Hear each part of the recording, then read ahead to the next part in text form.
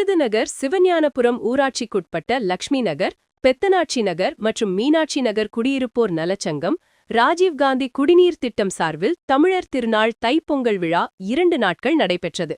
விழாவில் தமிழர்களின் பாரம்பரிய விளையாட்டான சிலம்பம், கரகாட்டம், யோகா, கயிறிழுத்தல், உரியடித்தல், கோலப்போட்டி, சாக்குப்போட்டி, ஓவியப் போட்டி உட்பட 15க்கும் மேற்பட்ட பல்வேறு விளையாட்டுப் போட்டிகள் மற்றும் கலை நிகழ்ச்சிகள் நடைபெற்றன.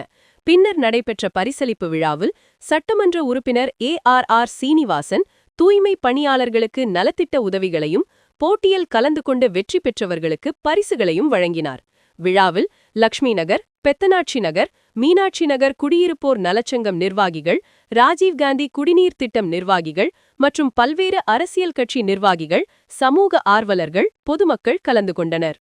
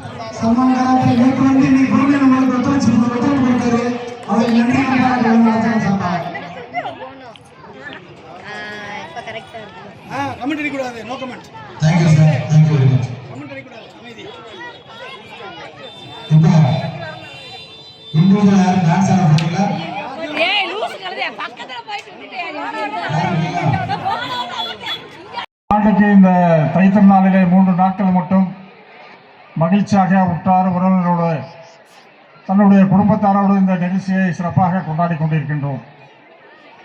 இங்கே மட்டுமில்லாமல் தமிழகத்தில் இருக்கக்கூடிய அனைத்து பகுதியில் இருக்கக்கூடிய மக்கள் இந்த பொங்கல் திருநாளை தான் சிறப்பாக கொண்டாடி கொண்டிருக்கின்றோம். இங்கே